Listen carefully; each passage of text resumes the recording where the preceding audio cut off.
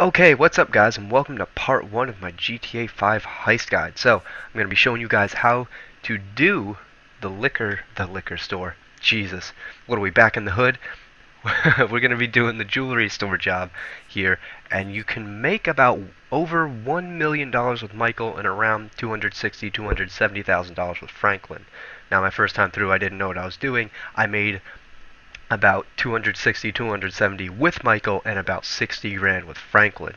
Now, you have two options when you first start out, and these pretty much determine how the cutscene goes and what you have to deal with while you're doing the robbery, and what you have to do in order to get the robbery started. Now, I'm going to go with smart, but I'm going to tell you why you shouldn't go with loud.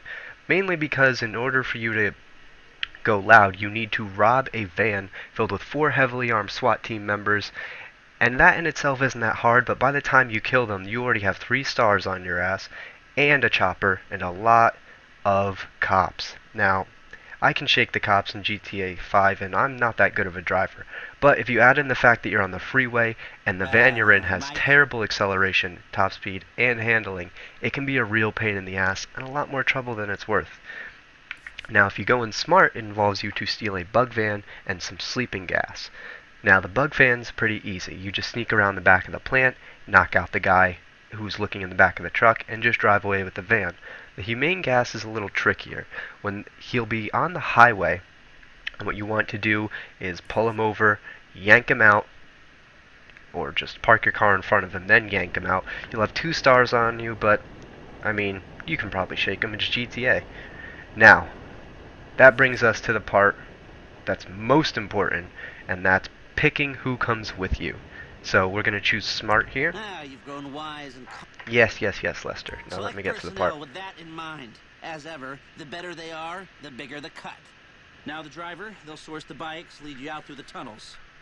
Now, this can be up to you, but pretty much, I like to go with the inexperienced guy.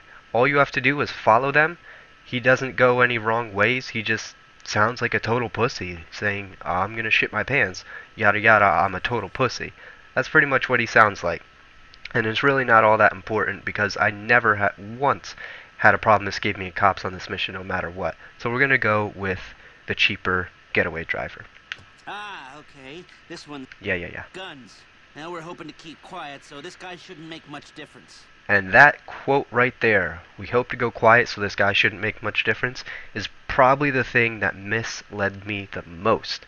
So, you have a choice here, Norm Richards or Gustavo Mota. So, since you have a terrible getaway driver, you're going to want a guy who knows what he's doing on a bike.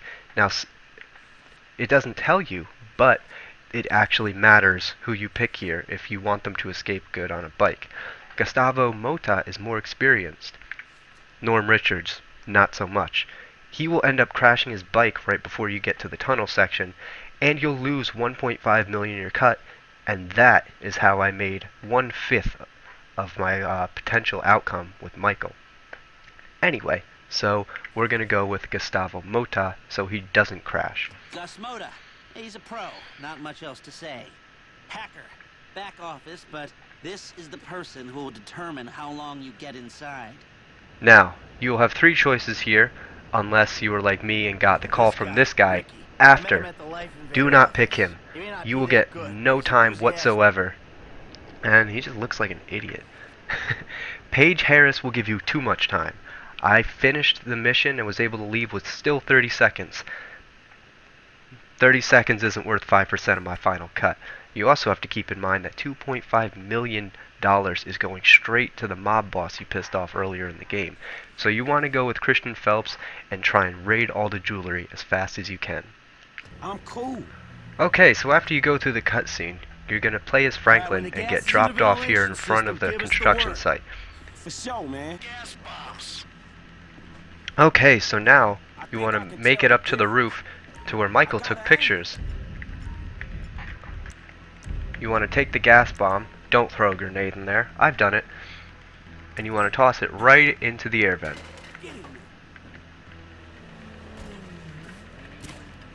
That was it.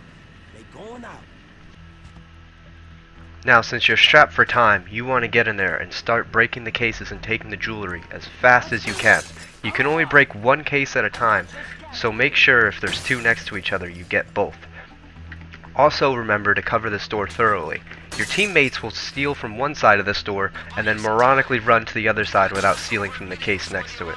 So make sure that you're thorough if they're not going to be.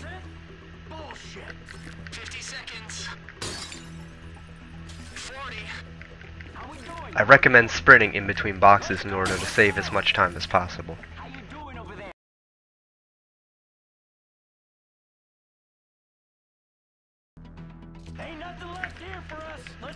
You should get an audio cue once you've stolen everything, and you should have plenty enough time to run out of the store.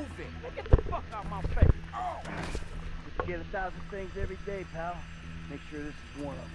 Now comes the part where you have to escape the cops. The most important thing is to not get hit by any cars. Just follow your men and you should be okay. This is where Franklin's driving ability comes in real handy. You can skate your way around cars with ease and away from obstacles that might impede you from completing the mission. Don't worry about your other drivers, you'll be fine. And getting shot doesn't really affect you that much.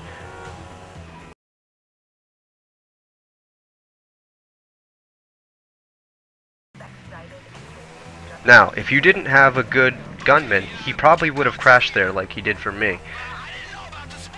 But since we hired Gus Moto, he'll do just fine.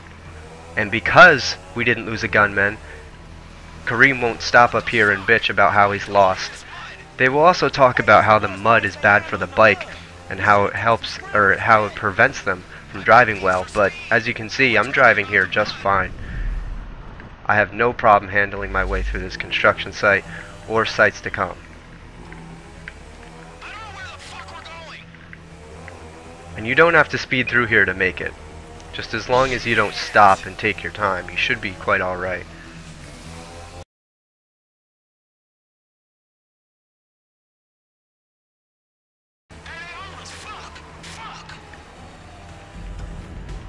Now that you switch to Michael, all you have to do is just run the cops off the road. Tapping them will easily send them off. And don't worry about hurting the truck or losing money, because even as you see I got turned around there, it's pretty easy to take care of these guys. You just want to make sure that they don't kill your squad mates before you have time to knock them off the road.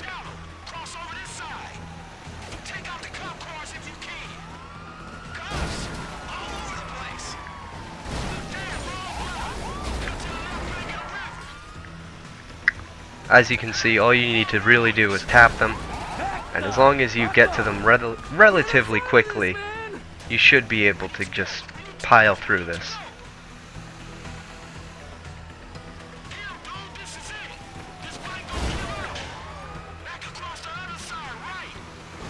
As you can see, the bikes that Kareem chose aren't really holding up too well against the armed cops, but we're all clear of the cops, so at this point of the game, you pretty much made it.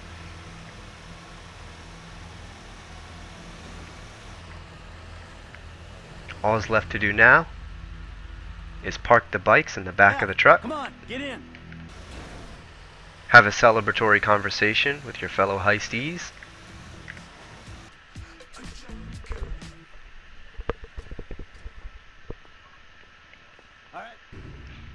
And with that, you should have almost $5 million of revenue.